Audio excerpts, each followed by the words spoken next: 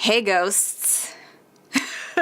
We're gonna use the new Ghostbusters to talk about reboots that do gender and or race swapping with their casts, and we're drinking a French breakfast tea.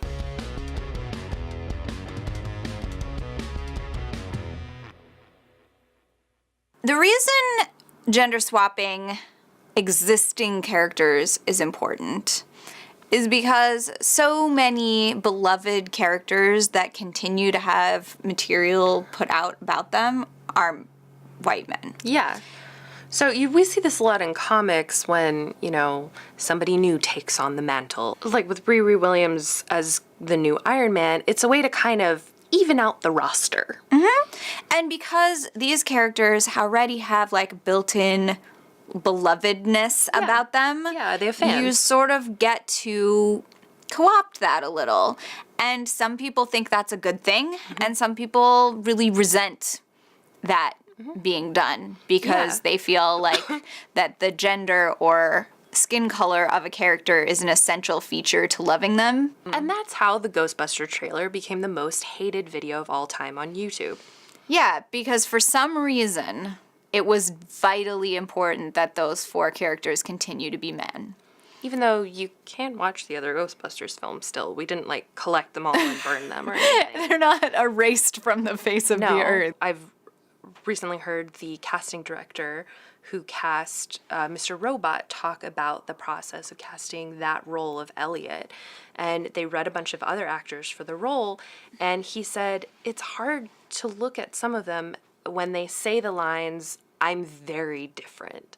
Because you look at them and you go, you're a white guy in Hollywood. You are not different. You have never had this problem anywhere you go. It's just not believable. But when you get Rami Malek in that space and he says, "I'm very different," you can feel in his bones that he feels that way. Even if he personally doesn't feel that way, and there's no reason why he, should personally, emotionally do that.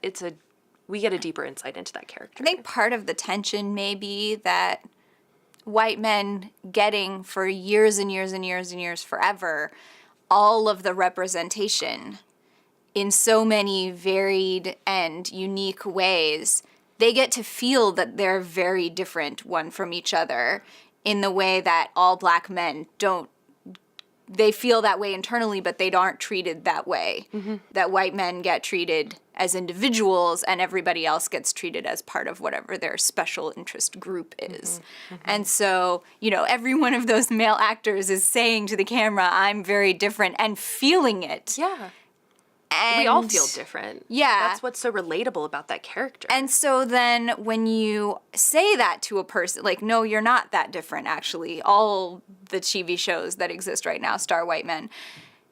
That can feel very like something's being taken from you. Yes. And I think that was part of what was behind this Ghostbuster thing of just cast different white men. They're going to be different. Yeah. And it's not different enough. It's not different enough. And there is some value, too, in saying, well, just make a new story. Don't make the same old story with new people in it. But you don't get to have that carryover of the existing love and nostalgia. You don't get to have that when you create a new character. Mm-hmm. And so we're not saying don't create new characters. Obviously do that. But do both. Yeah. Yeah, I'm really interested to see where the Ocean's 8 goes, because it doesn't seem like it's a straight reboot. It seems like it's another chapter in the Ocean's world. Mm-hmm. So, and there's just really something to seeing a group of women of whatever number on a team together, being friends or having interpersonal relationships and whatever, and being different. That is so rare that we just don't get. We get so many teams of all men, and teams of all women are pretty rare. Obviously, because they are weird, held up as weird. And the Expendables has been a recurring joke, you know, wouldn't it be so funny if we got a bunch of women who are action stars together in a movie? It's so unbelievable that there wouldn't be a man there. Okay, but why is it believable that there's no women in the other ones? Yeah. Read Alex apply with an army. Some favorite characters that have been gender swapped or race bent in a reboot.